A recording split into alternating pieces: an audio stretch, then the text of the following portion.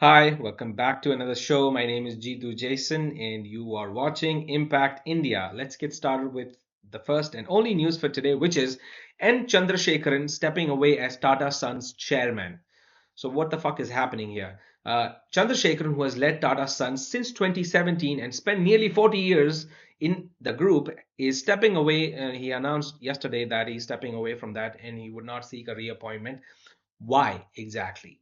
So, Tata Trusts, the charitable body that owns 66% of Tata Sons, who this guy is the chairman of, had earlier recommended a third 5 year term. Now, there's an issue, but when the proposal came to the Tata Sons board in February of 2026 this year, one board member, just one board member, withheld his support. Now, Chandrasekaran is not a guy who would force the decision and force a vote, so he is stepping away. And 6 months later, no resolution has been taken on this. So, he's making the call to step away next year in February 2027.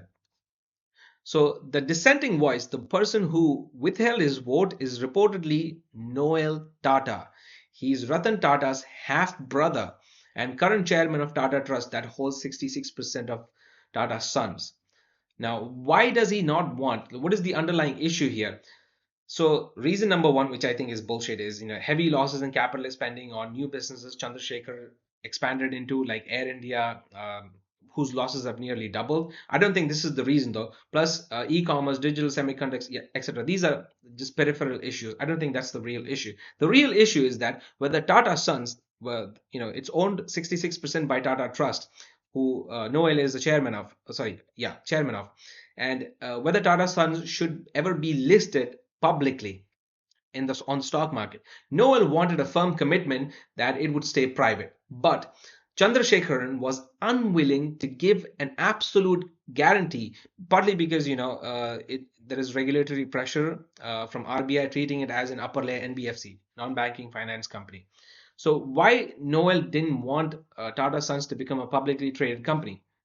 Now this is the interesting part. It wants to preserve the trust, control, and special governance structure. So it has 66% control. That would be, board of directors would come in. It would have to answer to activist investors and people like that. So their controlling interest would, kind of dissolve. It won't be able to make long-term decisions like, taking Air India and things like the long-term decision making would goes out of the window the moment you become a publicly traded company with short-term quarterly goals. So that is the issue, and it would safeguard funding for Tata Trust philanthropy. Okay, a large share of Tata Trust charitable work like healthcare, education, livelihoods, etc., is funded by dividends from Tata Sons. If Tata Sons becomes a publicly traded company, that would be the first thing to be cut. If the bottom lines are not being met, the board of directors and the fiduciary duty that these people have would force them to cut funding to these charitable purposes. So that is the main reason why Noel doesn't want this to become a publicly traded company, because publicly traded companies have to follow a fiduciary duty called as shareholder primacy, which is created by Friedman Doctrine. Fuck that guy for 5 minutes.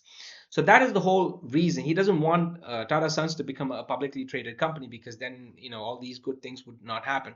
So supporters of staying private call it private equity with social conscience. That social conscience will go away the moment it becomes a publicly traded company. That is why the issue is there. But anyway, the Chandrasekaran is stepping away. Everybody's on board. Everybody's agreeing with this decision for good, obviously. So that's it for today. Let me know what you think in the comment section, and I will see you in the next one. Until next time, bye.